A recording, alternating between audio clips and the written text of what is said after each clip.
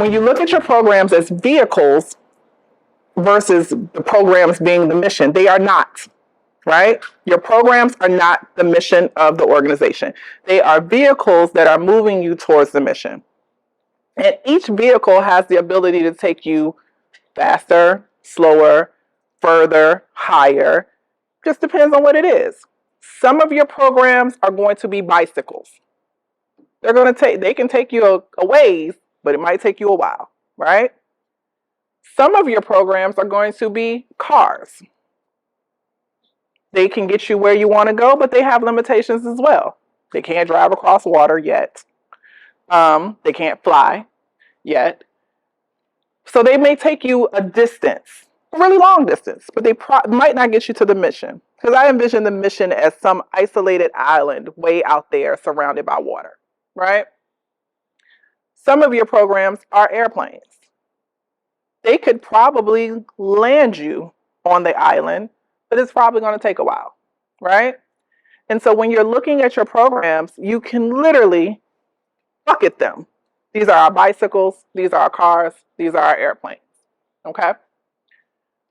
When you're going to that program description, each of those programs should have a specific purpose that is kind of related or aligned with their impact, right? So this program is a bicycle. It can only take us so far, but it's going to take us a long time. So this probably isn't a 3-week program, right?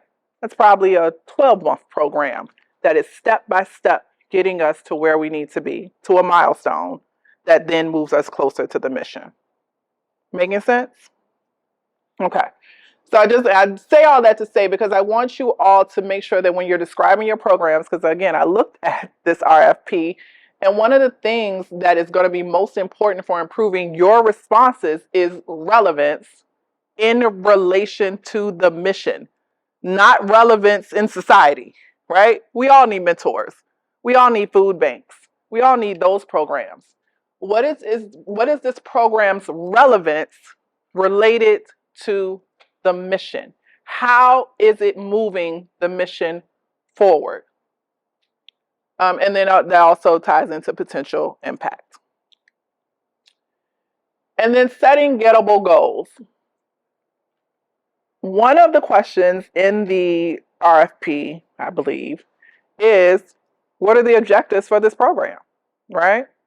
So how can we tie, if the program says that it does this, what are the, and I know it's overused in everything, but it works. What are the SMART goals that are getting you there, right? How do you know it's working?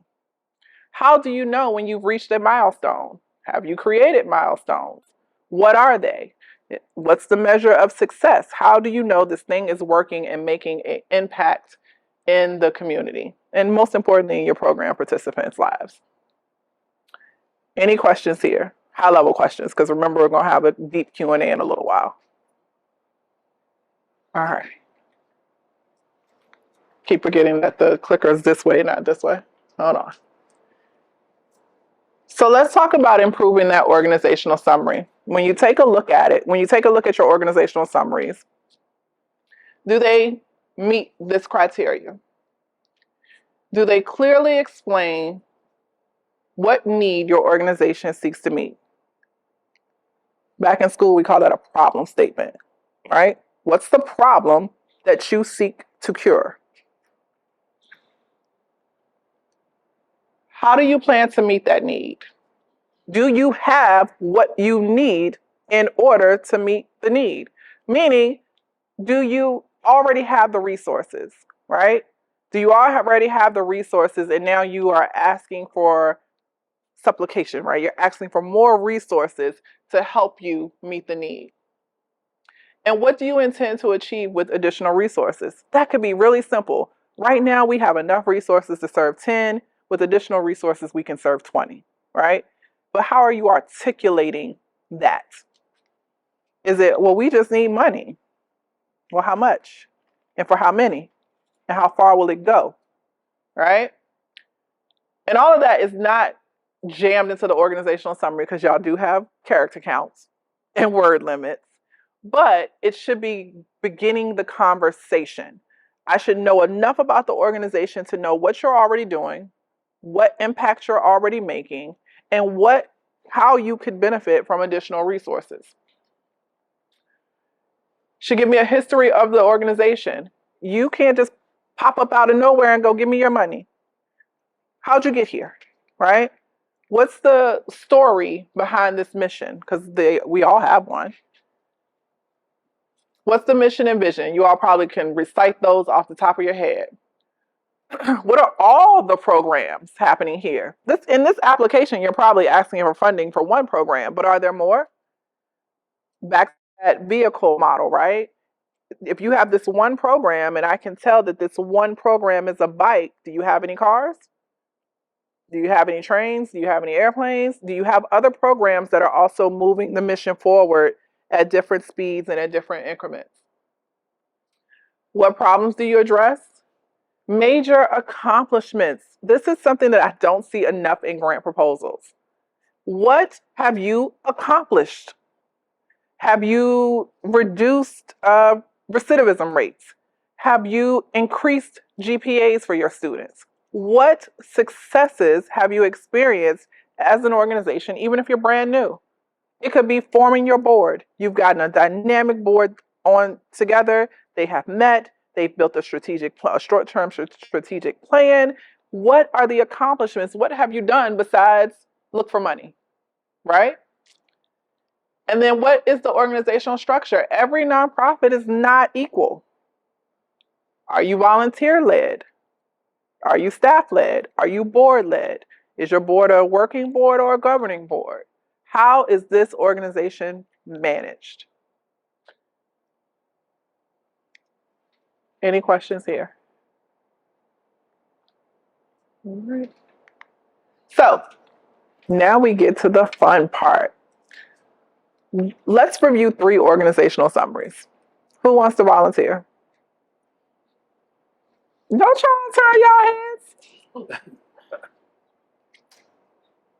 TJ, don't make me call on you because I know you got one. Does anybody want to share their organizations? Just your organizational description. It can be what's on the website. When the About Us page of the website. Who wants to share? Let's go. They're recording you, honey, so speak up. That's right. Okay. All right, so one second before she reads. So before, what we're looking for, and this, I'm asking you all for the feedback, right? What we're looking for is the About Us that she's about to read to us. Do you see these bullet points in what she's about to read aloud? Okay? We're ready. Oh, it's We're ready. So What Kids Fashion Program introduces participants to skills and tools for a future in the fashion industry by giving them a fun experience with authentic learning and project-based activities. SWK Lesson Foundation incorporates math, fashion history, science, entrepreneurship, fashion industry basics, and more. And sing. Anything? Thin. Yeah. Okay. So hold on. No, let's deconstruct this a little bit. Did you all hear what need the organization seeks to meet?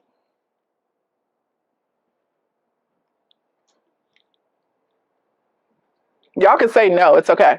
Can you read it one more time? Can you stand up and read it for us? I know you volunteered yourself as tribute. Come on now.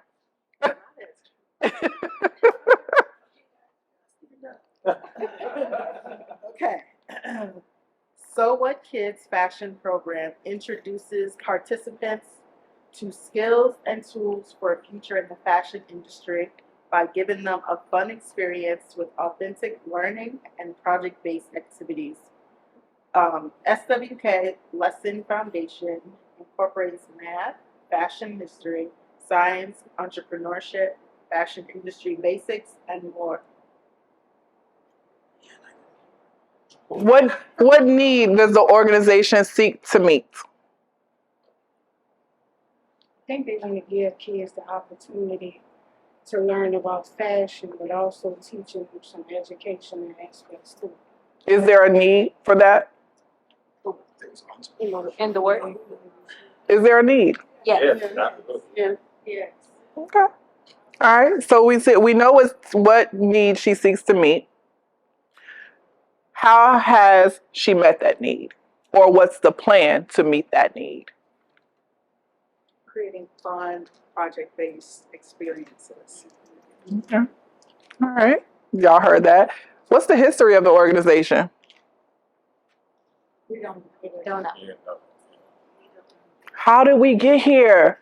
Everyone wants to know how you got here. That's it. That's it and that's all. How did you get here? As soon as you told me the mission, I want to know how you arrived there. Right? I want to know how you ended up on that island with that mission before you start telling me how you got there. Right? I don't know when you were founded. I don't know who the founder is. I don't know what experience the founder has in doing this thing. I want to know how you got here. Hell, I just want to know when you got here, right? Founded in, so I know that there's some experience behind this, right? When did you get here? How did you get here? Why are you here? Mission and vision, perfect. We don't even have to answer. She gave that to us, right? Programs. Did you all hear what the programs were? Tell me. Entrepreneurship. What else? She said a couple of things.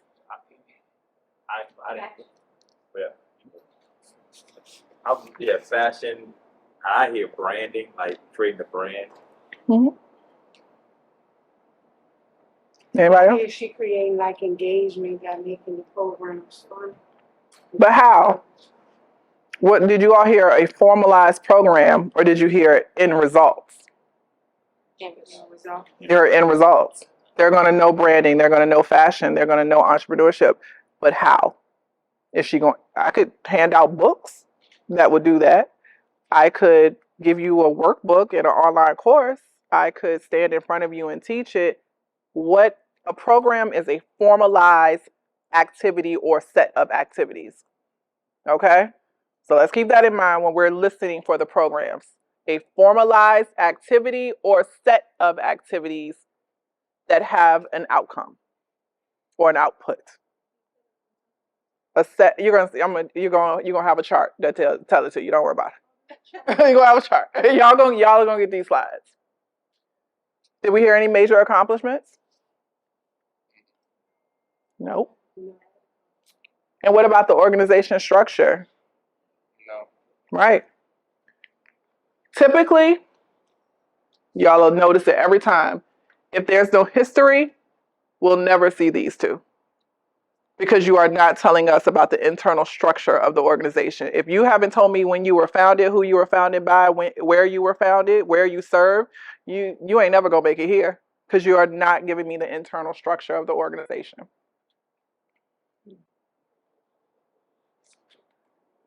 All right, somebody, did you volunteer? I ain't forget. No, I ain't forget. Come on. All right, I got some volunteers. All right, let's go. So this is what I wrote for another LOI. So I'm going to Perfect. on the website. Perfect. Okay. No. I want to hear if you have an organizational summary that you wrote for this RFP or another. Let's hear that. Okay. Culture Encounters is a nonprofit organization that promotes cultural diversity to promote understanding and perspectives. It was founded in 2015 as the NextUp Arts Program, an arts organization for underserved children in Henrico County's East End. Since then, it has evolved into a broad-based 501c3 nonprofit organization that promotes cultural awareness, acceptance, and appreciation for all ages. In 2022, the organization changed its name to Culture Encounters to reflect its more diverse offerings, including adult programs to break down barriers and unite people. The organization was founded by Ghanaian immigrant Ama Gati, who wanted to create a community where everyone felt welcome and included. Should I keep going? Yeah. Oh, there's more. The organization recognizes that cultural barriers often lead to community misunderstanding and divisions. To break down these barriers and promote understanding and acceptance, Culture Encounters offers opportunities for people to encounter diverse cultures in a non-intimidating, fun way through performing arts, shared experiences, which includes ethnic restaurant food tours, and panel discussions. No, you can stop right there. Okay. Girl, you need She got all that in there. I'm hard to impress, but I am impressed. Clearly explain the need that the organization is meeting. Did you all hear it? What was the need? Talk diversity. culture awareness. Cultural awareness, right? How are they meeting that need? Okay. She gave you a list. They're breaking barriers and helping people communicate differently, to express themselves so people understand them based off of facts, not their emotions. She's actually facilitating cultural encounters, food tours, and intimate meetings, panel discussions with people of diverse cultures. I'm gonna skip down to one. Major accomplishment. It was down there. No, you said it, and I'm sure no one will recognize it as a major accomplishment. But I want to know, did you all catch it? Nope. The name change. The name change. Absolutely. And not only did she say we changed our name because I wanted another name. We changed our name to reflect the diversity. Right? That is a major accomplishment. It makes your funders' ears perk up. You changed the name. That lets me know you took the time to go through an entire brand refresh. So you've invested in this brand, right? Program. Well, we already talked about the programs and the problems and the mission and the vision. That was amazing, right? And if it keeps going, I can't even imagine. Only thing I would say is for most proposals, that needs to be under 2,500 characters. So you might want to take just some fluff words out. But amazing. That was really, really good. All right, one more. All right, let's go.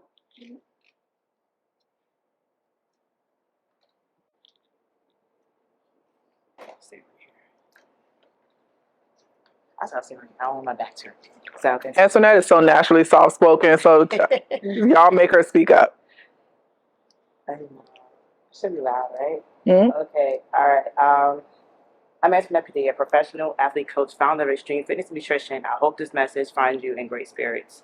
We understand the dedication and hard work you put into nurturing the talents of students. We believe that Project a little bit more for me. Okay.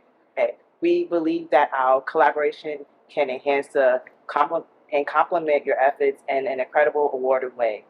Our proposal focused on working closely with coaches and sports representatives to achieve the following: elevate athletic development, enhance sports performance, and foster student growth. Our tailored programs encompass speed clinics, strength training, sports performance, mental performance, and mentorship. This unique opportunity that involves working with coaches and sports representatives to enhance the athletic development and sports performance of middle school and high school athletes. Our sports performance and nutrition programs offer a comprehensive approach to athletic development. Our programs are designed to empower athletes to reach their highest potential. We focus on the following key areas. Our goals to equip athletes in sports, including but not limited to football, soccer, lacrosse, track, and field. We firmly believe that athletes in middle school and high school can benefit immensely from sports-specific programs. Our focus on development of speed, agility, and sports performance are geared towards enhancing athletic abilities. What's the need? Enhancing athletic. Yep. All right. Is somebody the babysitter calling? What's the history of the organization? Say it again? He say in here. Oh, okay. All right. Did anybody else hear the history? Yeah. Okay. What about the mission and the vision?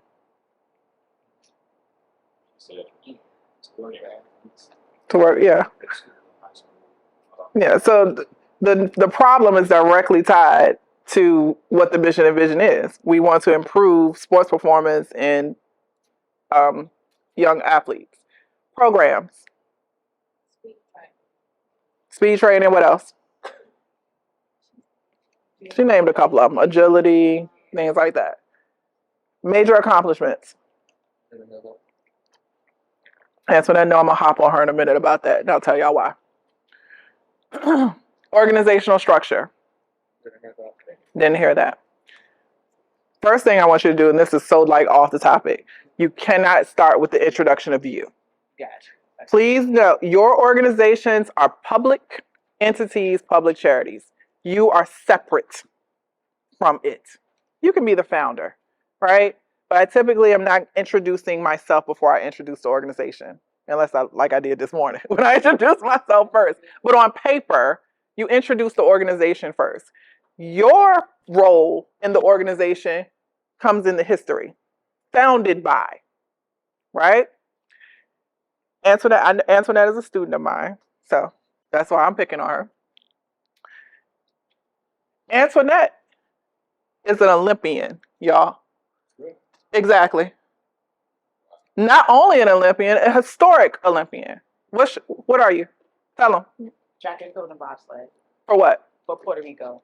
And the first what? I'm the first mono bobsled athlete for Puerto Rico, and I'm training for the Olympics for this coming summer in 2024 and the Winter Olympics in 2026. Oh, you got to. So why did we not hear founded by an Olympian, right? Right. Yeah. Thank y'all, because I've been telling her that for a year and a half. Okay? You're in a different league. I had to Google her to find that information. I was like, what are we doing here? So again, don't be afraid to brag. The fact that she is an Olympian, you are going to instantly go to the top of the line because I want my kid trained by the Olympian. If I want my kid to go to the Olympics, I want someone who's been there to train them. Give that to me at the top. And that's what the organizational summary is. It's the top, right? Give it to me at the top. All right, so that was good, y'all. Check my time. Oh, we're doing good time. So now that we've worked through some organizational summaries, I think you all kind of get it. That's where we're giving that 30,000-foot view of the organization, but we are giving people enough to want to know more. And once they go, okay, I want to know more, now they are looking for your programs. And I'll say this over and over again. They are looking for your formalized activities or set of activities that move the mission forward. Not your one-time pop-up shop. Not your fundraisers. If I see one more grant proposal that is telling me a fundraiser as a program, I'm going to scream. Right? The formalized set of activities that are moving the mission forward. If my mission is to feed the hungry, my formalized activities are weekly feedings at a highly populated place that's highly populated by homeless people or hungry people, right? The formalized set of activities, all the things that go into getting us there. That is the program. Your program descriptions are going to lay out how you solve the problem. That's why the problem is introduced in the organizational summary. Because now when I get to your programs, all I want to hear is how you solve the problem, right? If the problem is we have a group, we have student athletes who are constantly getting injured, missing time from school, missing time from training because their sports performance is subpar, I don't want to hear about that here. I want to hear how you're fixing that, right? I want all the moving parts here. If you all notice in most RFPs, especially ones with word limits, this is where you get the most words because I want to know it all. I want you to be succinct in the organizational description. I want you to be succinct in the cost. But here, I want you to tell me all the moving parts. So if we are putting together a feeding program where we are going to this highly populated area to make sure that the people there are being fed, we ain't just showing up with sandwiches, right? I want to know how you get there. That on Thursdays, we have a prep kitchen that we rent out. and we have X number of volunteers who prep this amount of food that is donated from XYZ or brought in from XYZ, how the food is prepared to make sure that it meets food handling guidelines and da da da da da. We want to know all the moving parts. How do you deliver the service or the program or the activity that you say solves this problem? Okay? In that program description, we want to know the positive impact, not just, hey, we go out and feed people. What impact? Give me 3 ways that that impacts the community. A neighborhood feeding program. Nutrition, right? We are reducing the amount of malnourished children and adults in this specific area, right? What else? Reduces food insecurity. What else? This is meeting the basic needs so people can be able to be able to go out and Yep. find jobs. And based on Maslow's theories, when we meet someone's basic needs, what else happens? It's a trickle-down effect. We reduce crime in the area, right? We reduce death in the area. We reduce sickness in the area because we're meeting the basic needs of individuals. And that's what I want to hear here. Tell me how you do it. You've already told me the problem that you seek to solve. Here, we want to know how you're solving it. All the moving parts, not just we show up with sandwiches on Saturday, right? Y'all gonna hear me say that over again. How did you get here, right? When you all are looking at the RFP for NextUp, look at every question through the lens of how did I get here? And that will help you give greater descriptions, more robust answers, because instead of just going, well, we feed the kids on Saturday. How'd you get there, right? And then tell me that. Answer when the question says, describe the service that you provide. Ask yourself, describe it, and then go, how did I get there? All right? If I'm giving out sandwiches on Saturday, that's the description. But how did I get there? And that's how you create a more robust response to those types of questions. How was the project developed? Right? Everyone wants to know, is this something new and innovative, or are you repeating something that we know works, a best practice, right? Is this some new thing that you've done that's never been done before? Because now I need to know more. How do you know that it works? But if it's based on best practices, tell me about those, right? For instance, I'll use Dress for Success. The Dress for Success Career Center model is actually based on a nationwide Canadian model, where anywhere in Canada, you can go into a community and find what's called a career center, where they have access to any resource they need. Anyone in the community has access to whatever they need to be able to apply for a job. You have access to computers, technology, resume writers, job coaches, whatever.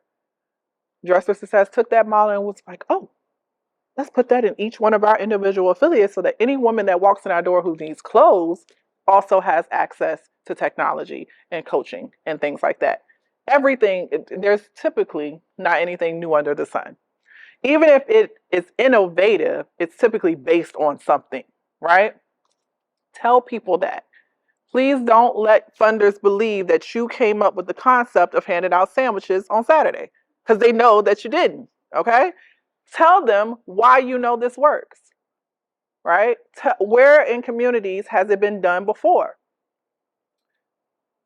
Do you all know what Richmond's sister cities are? So when we're looking at demographically at a city that is very much like ours, do you know what those cities are? Yes, no. Who? Nope. Huh? Nope. There's some in Virginia. There's 2 outside of Virginia. It is a trick question.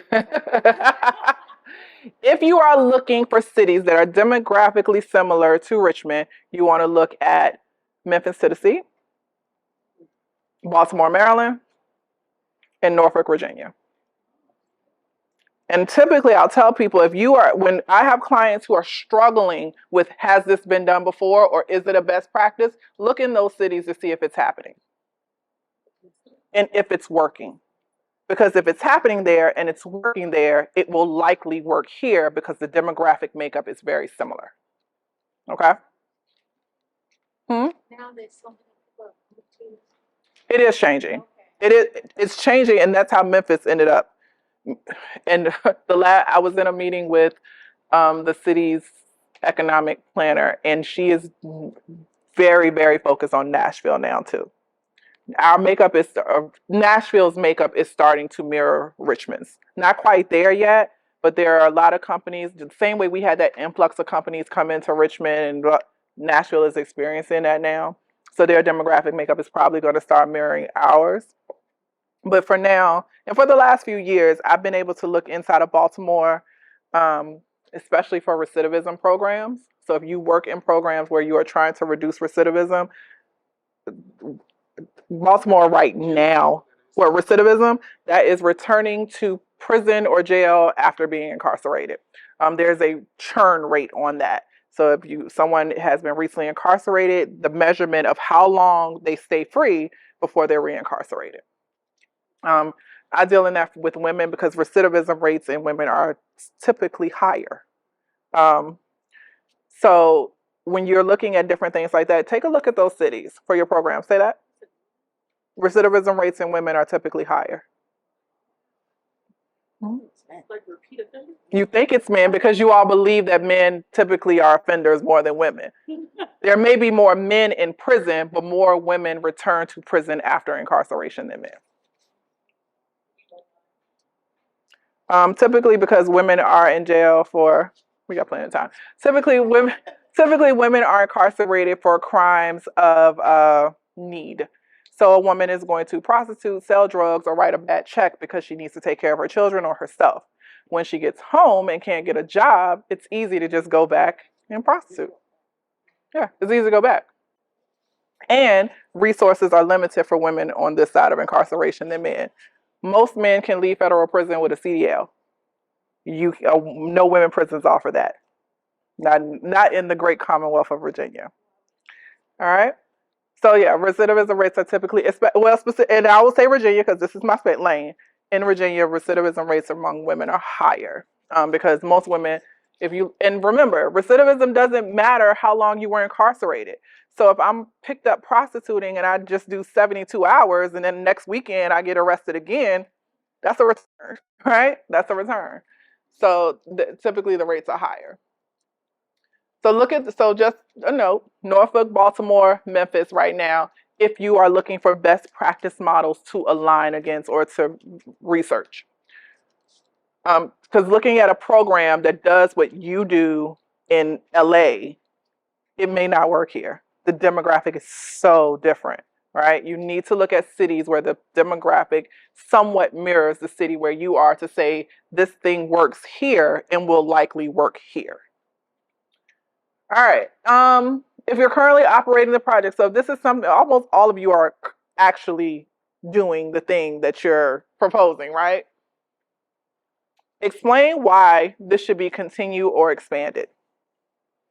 There's always room in this answer because as I said at the top of this conversation, if you fulfilled the mission, why are you here? Close the doors, shut it up and go do something else, right? So there should be a reason that continuation or expansion is needed.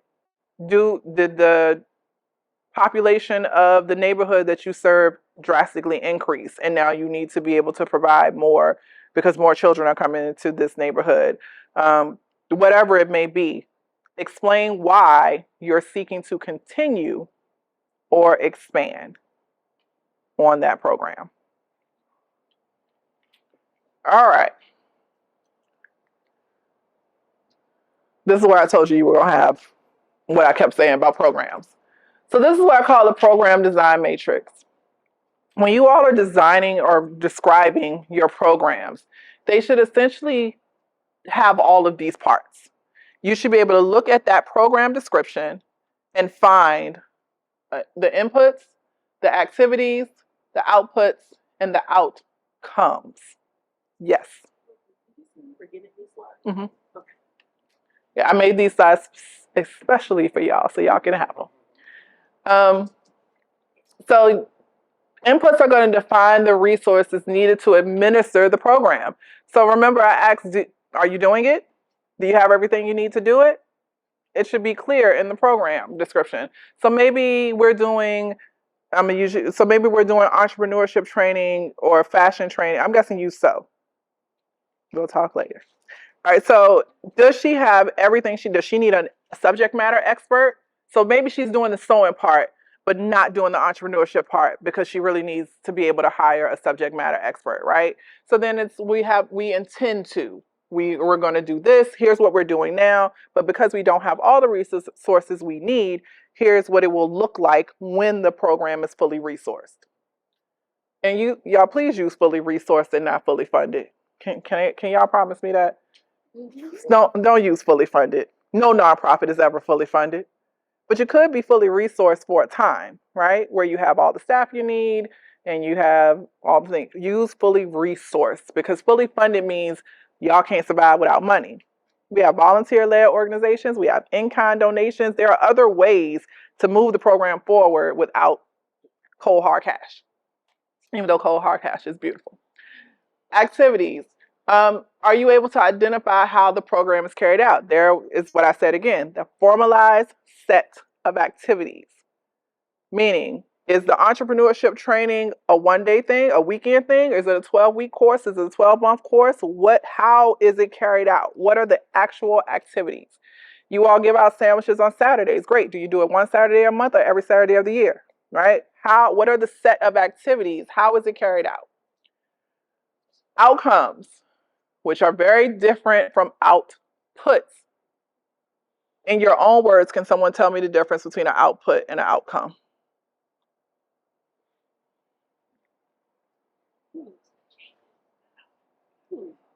Outcomes, results. The results and what are the outputs? Right. The outcome is the impact, right? It's how did it change the person that went through, the participant, right?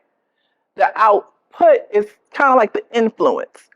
How many people did it benefit? Okay? That's not always the same as how many people were changed.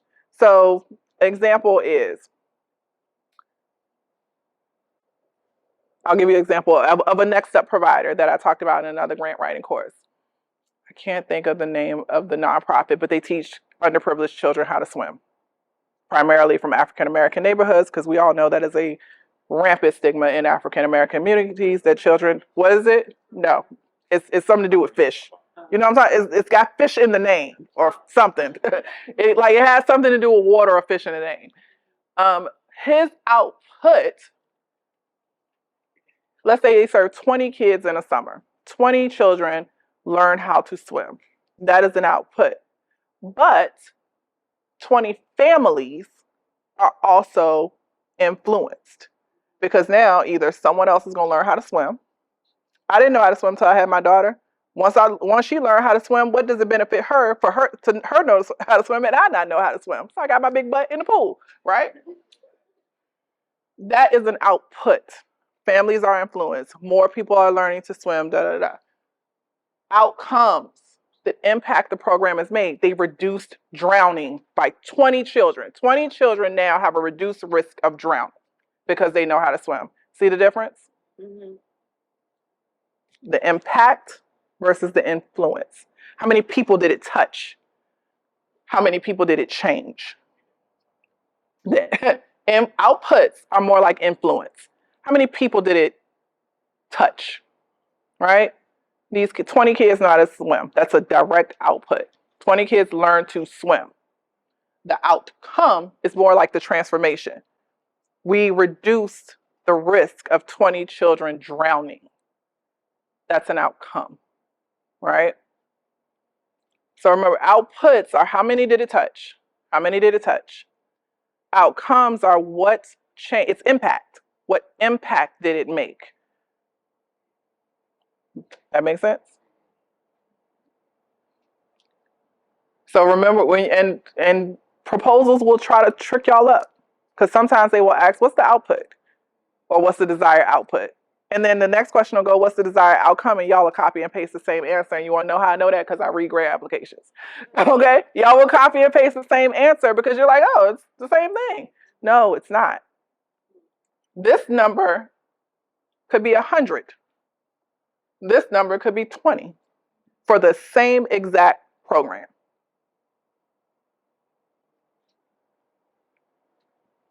TJ, you look like you want to ask me something. No, like I probably want probably copy and paste it. It's the same answer. Everybody do, because output, outcome, which y'all see out. Most human brains stop reading after the first 4 letters because we think we know the word.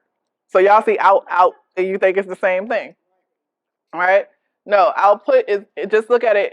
I wish I could change these. Influence, impact. Influence, impact. All right. I know this is hard to read. How many of y'all are using AI to help with your grant proposal? Me. I'm gonna tell you, and I'm about to show you why you're not gonna do that no more. I took a program description for one of my organization's programs and let ChatGPT rewrite it. And I told ChatGPT to rewrite it based on that matrix that I just showed you all. And this is what ChatGPT gave me. Can y'all read that? Can I do? Now look, you're gonna have me messing with these folks' lights and mess something up. No, that ain't the one. I'll give y'all 2 minutes to read that.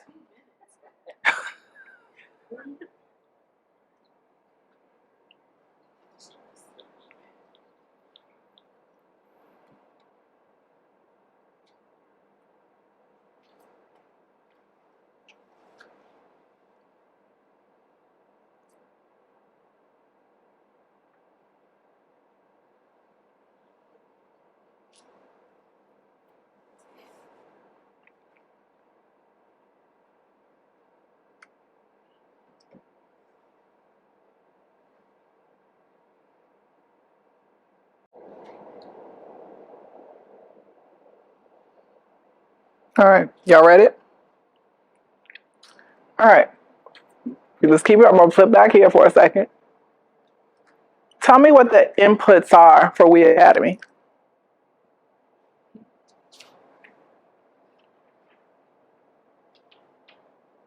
Inputs are the resources that we need to administer the program.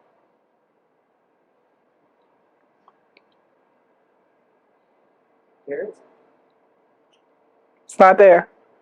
My real program description, I ain't want to slam a bunch of slides on y'all. The real program description says a facilitator trained by the Kauffman Foundation facilitates 12 weeks of programming. ChatGPT took that right out.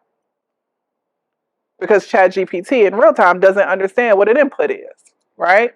I would have to go back and say, here are the inputs. Please put them in. Now, if you are have mastered ChatGPT and got time to do that, great. But here's why using AI is helpful time-wise, and it helps to brainstorm, but don't let it write it for you. All right?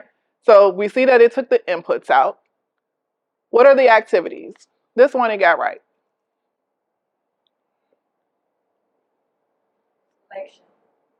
It gave you the whole curriculum.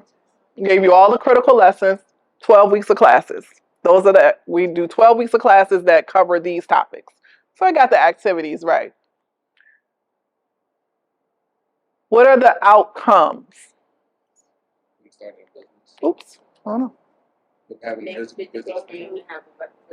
Right. It gave me one whole sentence by itself for the outcome. Now, where we get tripped up at, what are the outputs? 750 they go, or 2,500 they go to. Influence. It gave me one output. We know 20 women go through per year. So 20 women per year complete the program.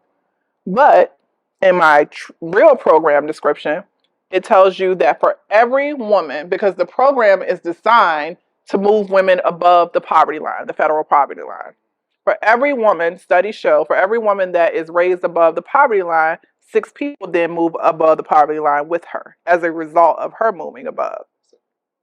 That's an output.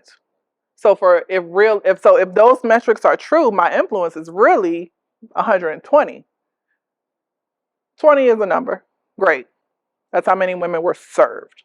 But how many people were influenced because these women were served? Not a bad program description. The real program description is 2 pages long. This is what ChatGPT turned it into based on that matrix. But because ChatGPT doesn't understand in real time without you telling it what the input is, because remember, it doesn't have any memory after 2021. If your program started after 2021 or did not have a web presence before 2021, ChatGPT don't even know it exists. How can it tell you what the inputs are? Right? It's going to make something up. Luckily, We Academy's been around since 2019, so ChatGPT has a little knowledge of it, right? But it doesn't understand without me defining the inputs what they are. It doesn't know what resources I need to make it happen. It's just going to say, here's what you do. Here's what's happening. So that's why, yes, I use ChatGPT all the time. I use it to brainstorm. I don't use it to think for me. Okay? Oops. So this is really bright. I'm going to bring that back down a little bit. So once you've defined, so now we've talked about defining those programs, describing those programs, and getting a grasp on what it is that you do, who you are, who you serve, how you serve them, what transformation occurs as a result of your presence in the community. Now the funder wants to know, how do you know this is successful? This is your goals and objectives session, right? A lot of us, especially, how many of you are founders? Oh, founders. We struggle with goals and objectives because we are visionary, right? Y'all are all visionary. But founders are typically the visionaries in an organization. So their thought is, I want to serve everybody. I want to help everyone, right? And so it's hard to get them to nail down goals and objectives because they have to be measurable. So when you're setting the goals, when the funder says, what are the goals and objectives for this program? Start with the end in mind. Goals are always reverse engineered, right? How do you know how much weight you want to lose if you don't know how much you weigh now and what your goal weight is, right? You have to start with the end in mind. If my goal weight is 170, I can't say, oh, I want to lose 25 pounds and then say my goal weight is 185 because 25 pounds ain't going to get me there. You see what I'm saying? So you have to know what's the end result. What end result are you trying to achieve? So start with the end in mind. Clearly define the desired outcome. The goal statement almost always starts with the outcome. What do you want to happen? And then the rest of it is going to tell me how you're going to make that happen, how you're going to measure it, how you know that's a measurement of success. So just some tips there to look at the long-term impact you aim to achieve and then reverse engineer that into a measurable goal that can happen. Let me say this, and it's not in here.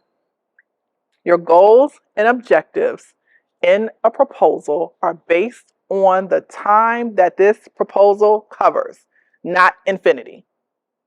Y'all got me?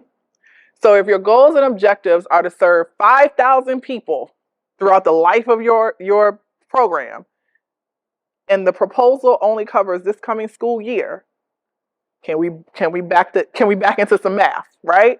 If over the next 10 years you plan to serve 5,000 people, then that means you want to serve 500 people this year.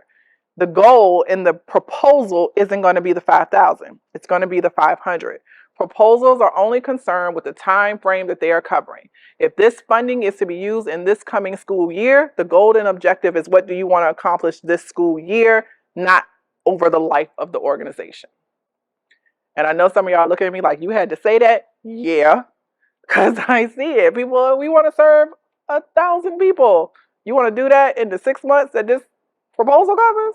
Or do you want to do that in 2 years? What happens now? Again, be specific and measurable. SMART goals, we've been hearing them since the beginning of time because they work. That's why it's still a thing, right? Make sure that it's measurable, achievable, and relevant. And just like I said back when we were talking organizational summary, relevant to the mission, relevant to the organization, not relative to everything, right? That this goal makes sense for this program, and this program is relevant to this mission. It's like a continuum of relevance. It all should tie back. I should be able to look at a goal and objective, and look at a program, and look at an organizational summary, and they all link together, right? This is the mission of the organization. This is a program that is moving towards the mission. This is a goal and objective that lets us know that this program is moving towards the mission, all connected, okay? Quantify the goals as much as possible. But for the work some of you do, especially when dealing with children, sometimes qualitative measurement is going to be your friend. Everything is not quantifiable. No, the mathematicians are going to say, Chantel, that's wrong. Everything is quantifiable. You don't need to quantify everything. Qualitative data is also equally important, right? It's not always going to be, we, kept 20 kids off the streets. What is the qualitative data in that? Where's the qualitative data in that? What happens because this amount of kids stays out of the street, right? That's qualitative. So quantify where possible, but if you cannot quantify, qualify, okay? But it has to have, qualitative data is still measurable. That's still a measurement.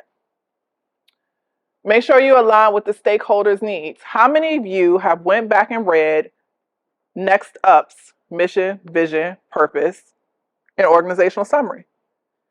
Their funding is distributed based on their goals, not yours. Every funder, community foundations whose building we're sitting in, they distribute money based on their goals, not mine, not yours. Make sense? So your goals have to be aligned with their goals. If your goals are to feed the hungry and their goals are to mentor children, what you doing here? That's what the grant readers are going. Why is this here? Why is this in the pile? Right?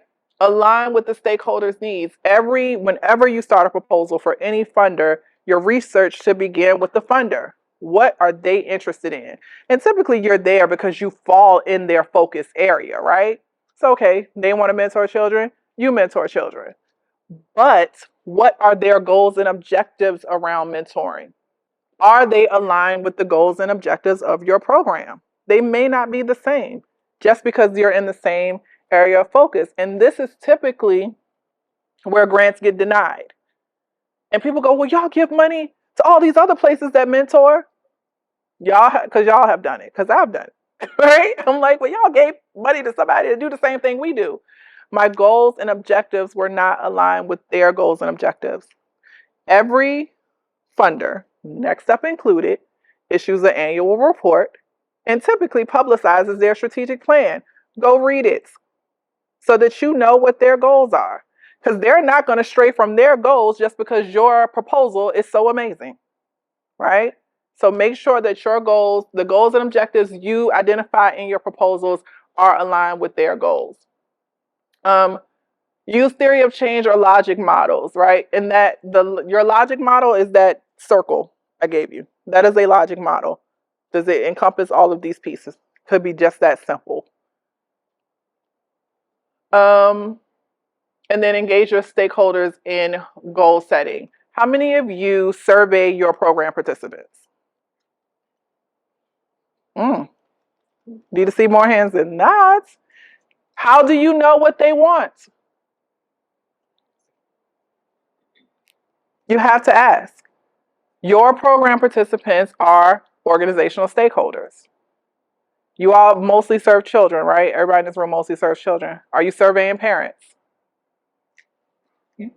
Okay. Engage your stakeholders in goal setting, because how do you know what they want? I did a strategic plan for an organization. I will not say the name, but they do a lot of work around planting and greenery and greening, making the city greener. And I asked them, how do you know what to plant in a neighborhood?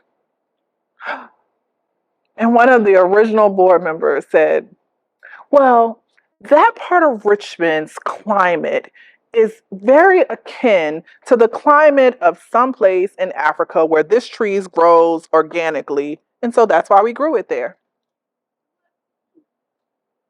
And how do you know that the people who live there didn't just want an apple tree? Because y'all had not asked them, right? You have to engage your stakeholders in goal setting. If you're giving people something because you have identified a need, just because there is a need there does not mean they want you to solve that problem. They may have a bigger problem, a more pressing problem that they would like for you to solve if you are able. So make sure that you're engaging them in goal setting. That should be ongoing. That's easy. That's in your data. Yes. Can that just be as simple as asking verbally? Okay, that's what. Have conversation. No, if y'all are serving children, and I've done this, I've put my daughter in different programs. If every time I pick my daughter up and drop her off, no one comes and talks to me, she won't be here long. Are you going to ask me how she's doing? Is she excited to come? Is she practicing at home? If you don't ask me any questions about if she's just a number, so then I know that you're not tailoring the program to meet her needs, right? And that's why we switched swim class twice, because literally y'all would just let her get out the pool and run to me. Nobody said, "Hey, is she practicing at home? How's she doing?" Or telling me how she's doing in class. It could be as simple as a conversation, but you all should be collecting really important data. You should be interviewing. You should be doing pre-surveys, mid-surveys, post-surveys, interviews, focus groups. These things take time, but they are going to help you create more aligned goals and objectives. They're going to help you evolve the program. What's my lady name what's your name, hon, with the great organizational summary? Ama. Am I saying that right? Ama. How did you know to change the name? So I knew because we started off with summer camps, doing cultural things. And a couple of the parents came to me and said, you all may need to consider moving from an arts program into a cultural program. And they said it 2 years in a row. I kind of just left it alone. But then a couple of board members also had said that.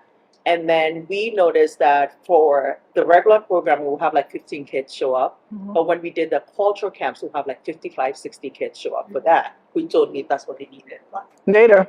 She had to know how many she had in the art program to know that there was a variance in the culture program. You have to collect data about your participants, and not just the participants, because typically your participants are not your end use. They're not the person paying for the service or subsidizing the cost of the service. In the nonprofit space, so in the for-profit space, Antoinette really operates in the for-profit space with most of her coaching, right? She's now moving into a space where she wants to do this for the public at a subsidized cost. In the for-profit space, who is her customer? Whoever is paying. Who is the consumer? Whoever is receiving the service. We often confuse the two. Your customers are not always your consumers. Her customers are parents. Her consumers are teenagers who have no money, but make plans like they got money. But her consumer and her customer is different. She needs to collect data from the customer. Is this worth it to you? But it also has to be worth it to the consumer. So she has two people that she has to collect data from to say, is this worth it to you? But then she has other customers. She has schools. She has coaches. There are multiple customer avatars in your realm, and you should know what they all really want and what's it worth to them, even if they are not paying for it, because somebody is. Because we are not, I had to tell my mother this yesterday. You are not living in this world free. Because all she want to do is go to Rosie's. I'm like, you got bills. You're not living in this world for free. We're not living in this world for free. Even if you're not paying for it, somebody is. The whole purpose of nonprofit organizations are to subsidize the cost. So whereas it looks like it's free, ain't nothing free about it. Okay? So make sure you're seeking input. It's a nice little list here, and y'all will have this. Program participants, staff, the volunteers, your donors, other stakeholders. So those are customers, consumers, and so on. So we're going to take a break after this. Let's deconstruct a goal. This is another one of my goals from one of my programs that I had ChatGPT rewrite because I'm going to pick on AI today. So let's read this goal. By December 31st, 2024, we will decrease the percentage of women living at or below the federal poverty line in Metro Richmond by 5% through the facilitation of entrepreneurship programs, resulting in a measurable increase in self-employment rates among program participants. Is it forward thinking? Does it start with the end in mind? What's the outcome?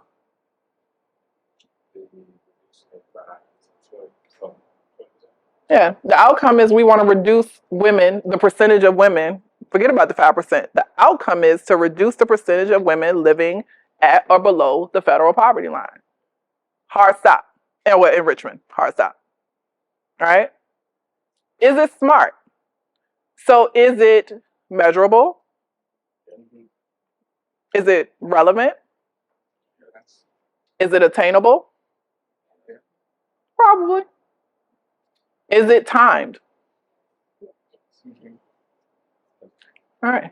Now, remember, this is a goal of the project description that you all read earlier. Is it aligned? Does this objective or goal relate back to the program description that you all read about We Academy? Based off what you say, yes. Not what you read. I'm glad you caught that. Right. Based off what I said, yeah, it absolutely does, right? And this is what I'm talking about. So if you presented this goal and objective with that program description, the funder's going to go, well, how you doing? They're going to go, how did you get here?